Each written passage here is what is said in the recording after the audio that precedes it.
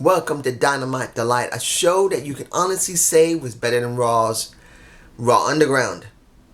This was a good show, and I can honestly say to anyone who's not watched it yet, you can watch and you'll enjoy it. Opening to the show, I gotta admit, I was not fond of it. I don't like it when they do too many matches where there's more than like 6 or 8 people. You had a 12-man match where the Dark Order with Colt Cabana versus the Elite as well as the FTR. You got the Bucks, you have the Kenny Omega and the Page. And it was just a big clusterfuck. I'm sorry guys. Look, I don't hate large tags unless they have some type of relevance behind it. This one didn't. And I just didn't like it. Now, other people will like it. And that's why I'm saying you'll like it. But for me personally, when you see that many people inside the ring, outside the ring, around the ring, running around the ring, you lose perspective of what goes on in the ring. I'm sorry. You just do. In the end, you got the heels winning. That was... Who was it that got the pin? It's hard to remember. I think it was Hangman Page getting pinned by Brody Lee. I would have thought maybe they would have given that win to Colt Cabana, but it was Brody Lee who got the win, if I'm correct. But where does this lead with the Dark Order dealing with Hangman Page? I don't know. Maybe it is going towards... Well, you still wonder if Kenny Omega is going to turn. I don't know. If this is going to make it happen, I hope they structure it properly. But that's just me, guys. Tell me below. Pride and Power had a match against, and this is Pride and Power rank 5 versus the Best Friends rank 2. And Trent's mom brought them in again. Now, this was not about the match itself. It was an okay match. I didn't have a problem with the match. You got Pride and Power, PP, losing to Best Friends, and Ortiz loses his shit. He couldn't stand it. A little while later, they go outside, they see Trent's mom's car, and they trash the damn thing. And then you see Trent... You basically see them outside upset as hell. Saying, hey, you had no right to do this to my mom's car, and this is Trent. Pretty much, you can do whatever you want to us, but don't mess with my mama. Now next week, we're going to have a match. And if you win, nothing. If we win, you're apologizing to my mom. Why not have them pay for the car? Well, not a car. Pay for a new van. That would have been interesting. Forcing Pride and Power of the Inner Circle to go to a car lot and get a new van for Trent's mom. It's just me. You guys tell me below if you like it. We got MJF at his campaign center making it very clear he's going to win against Moxley. But he also made it very clear, Moxley, well, tonight, if Moxley doesn't win, it'll make it a little easier. He doesn't say it that way, but it does get structured that way. And it does lead into the match, where I'll get to later. Now, the interesting thing, one of the very interesting things to me personally, was seeing Matt Hardy talk. Now, he made it very clear. He didn't say the name of the company, but he made it very clear he wanted to contribute back to wrestling. He wanted to make his career mean something. He wanted to get back to the talent that was under him. And where he was before, he wasn't doing that. He was not happy. But now he's been reinvigorated. And I can understand why he kind of took a jab at the WWE, particularly what's going on with WWE and WWE's Raw Underground, which was a piece of garbage. But when it comes down to it, he made sure he talked about Pride and Power, comparing them to himself and his brother, who we still don't know if he's actually going to leave the company or not. I do believe he will be leaving WWE soon, particularly that he's not booked good anyway. But then he tries to start a feud with Sammy Guevara. Now, they've already had some dealings together, and he's tried to help him, as he said. But after what happened, you attacked me before, I attacked you back, I'm not going to help you no more. So Guevara comes out from under the ring. And then they have their fight. Guevara throws a steel chair at Matt's head and actually busts him open. Well, supposedly busts him open, unless he razors himself. There's no way of knowing if he razored him or he busted him open. I do believe he busted him open. But that is still up to interpretation. Then Guevara, and you see the shot in my face, decides to do a, Starship Pain that leads into an elbow into a Matt Hardy. That was nasty. But it was well done. So now you got Guevara, a young guy, having a feud with a Matt Hardy, who is a well-established and legend, who can help him really get over and really build him up. And if he does turn face, and I'm talking about Guevara, he would be doing face with someone that he thinks is worth it. If, let's say, Matt Hardy turns heel, this will be a good way for him to enter the inner circle. And it will help, basically, I know not many people are going to say that this is going to happen with Private Party, and seeing Quinn and Cassidy having to face against a mentor against another force. But if this goes on long enough and Matt's crazy personalities come out and turns dark, you could have this. It actually could work. It's just me. You guys can tell me below. We had no women segments but one. Britt Baker shows up. I'm doing this out of order. And Britt Baker said, Big Swole's got a match. And I picked her perfect opponent. I think I botched this is because I'm not feeling the Britt Baker, I am the role model thing. I'm sorry. WWE is doing it right now. Now, I'm not saying that when it comes to Sasha and Bayley, they've been doing it first. But I just don't buy the Britt Baker, I'm the role model. I'd rather see her as a damn dentist trying to take people's teeth out of their mouth. I think that would be a better gimmick. It's totally unique. But we're still doing this.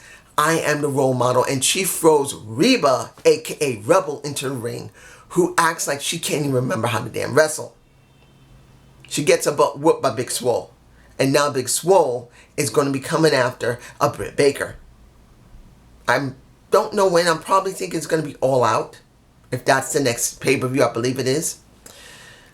I really don't have a lot of interest in this, but you never know. They may try to build it up into something. I just don't feel it right now for me personally. Now, I'm going to the end of the show because you already seen the title. Darby Allin versus Jon Moxley. To me, this was the best match of the night. It got Darby Allin over big time, going up against a Jon Moxley. Now, what Jon Moxley said in the beginning of the show, he made it very clear in his video package. I like him. I made mistakes when I was young and I had people try to help me. I didn't really listen. I like Darby Allin. He doesn't say it directly like this, but he pretty much says, I like Darby Allin. I just don't want to hurt him. But I know I'm going to hurt him. He's not going to stop. But at least I say this now. Being like a friend, I guess that's what he's being like. A friend. When I tell you to stay down, when the time finally comes to stay down, stay down. But he makes it very clear. I know you're not going to stay down. But I guess the reason he said that was to have a clear conscience. So when this match happens, and you got Darby Allin coming out in a cutout of Moxley, it's in my face. Moxley's face is on Darby Allin's face. It actually was quite nice to see that creative side of Darby Allin comes out. The match itself was done very well. And almost forgot, just like here, where Darby Allin bleeds from the mouth and Moxley bleeds from the head, you also had Matt Hardy bleed from the head when pretty much the Starship Pain into an elbow from Guevara was done. You can see Matt Hardy's face in my face. I forgot about that, sorry. But you see Darby Allin having a bloody mouth. I believe I got that shot. Then you see the Moxley having a busted open head due to Wardlow, because the plan of MJF, when you were seeing him in the campaign center, was that he wanted to wipe out a Moxley so he can go after Darby Allin, which he thought was a much more weaker opponent, which would make it easier for him to get the title. He thought he wiped out Moxley. It didn't work, because Darby Allin couldn't get the job done. Does not mean Darby Allin is not over as hell now. I said it before and I'll say it again, and I will keep saying it again. Darby Allin is the second coming of Mick Foley. If anybody can't see this, explain to me why you don't see a hint of Mick Foley in a Darby Allin, because he doesn't give a damn. He is as creative as Mick Foley. He doesn't talk as much. But that is how Darby Allin's stick is. Mick Foley was an incredible talker.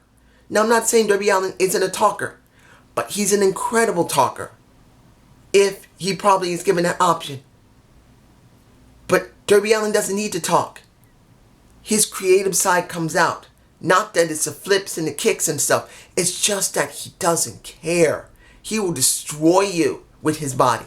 And in the end, Moxley wins. I wasn't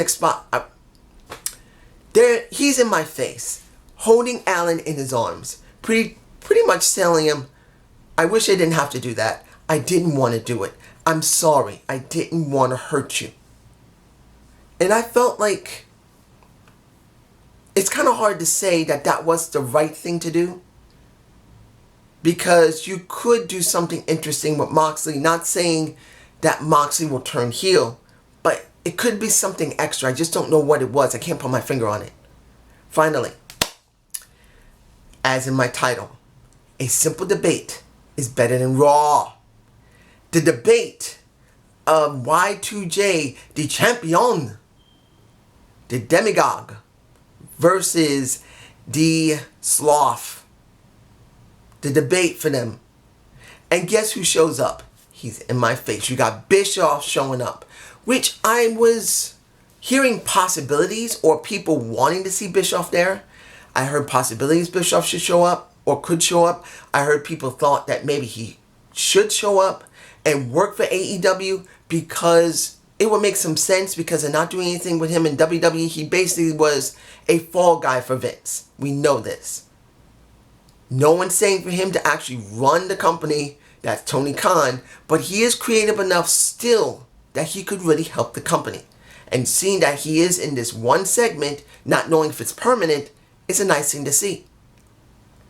And we get the opening where you see why the demagogue of Y2J has always been so great and a legend.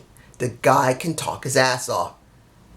At one point he said, you know what, if we were still in high school, I would grab you, beat the crap out of you in front of in front of the lockers, take your milk money, and then take your girl. Now I'm kind of, what? He calls him a nerd afterward. Why didn't he just say, look, if we were in the locker rooms, I would have gave you a wedgie. And I do believe he said that. I will whoop your ass in front of the locker room, in front of any locker or locker rooms. I would take your milk money, and I'll bring my girlfriend in front of you, kissing me and saying, don't you wish you were me? I think that is what he should have said. That would have been more of a hit to the face than just saying, I'll take your girl. If he's a nerd, he's got no girl. I'm just saying. I didn't have no girl, so I understand. Anyway, you got the sloths not saying anything until you see him in my face talking, global warming and talking about why it's bad how the ocean is rising. You see Y2J's mouth drop once he shows his intelligence. I'm going like, yeah, there you go. One, I knew someone would put something political into this. It happens. If you believe in global warming or not, you got wrestling always mirroring the world in some way. So there's always going to be something about the world that many people agree with or many people don't agree with. I'm not going to give you my thoughts about global warming. That's not the point. But seeing that Orange Cassidy explain the differences of how global warming is changing the environment, talking about how the water is rising by a certain percentage, made him show his intelligence. When the last question came in, are you looking forward to the match? You got Orange Cassidy cutting off a Y2J, telling him, shut up. Shut up. And he says, I am interested in this match. Yes, I am. I don't care about anything else, but I'm interested in this match. I care about this match. You know why? Because you're a legend. And guess what? You're going to care about this match too, because when it comes down to it, you're going to care because when I beat you, what are you going to be then? Nothing. And after that, he gets laid out by a Jake Hager. So what do we got here? We got a damn good show. Now, I don't agree with everything. I don't agree with the 12-man tag. And I was not very interested in Big Swole going against Reba. I wasn't. Colt Cabana looked cool. But we still don't know how far Colt Cabana is going to go. He's still acting as Colt. I want to see Colt Cabana become really evil. And see what he's going to be doing against Kenny Omega, who's showing a lot of aggression. Where are we going with that? Matt Hardy with Guevara. You got a feud there with a lone legend against an up-and-coming guy who, well, after getting some sensibility training, really can become something. This was a good show. I'm sure it's going to make NXT look like crap. Having 3 bloody segments. Well, 2 segments. One had blood in it. The other one had 2 bloods in it. But that's just me. You guys tell me below. Have a good day. Have a good night. Peace!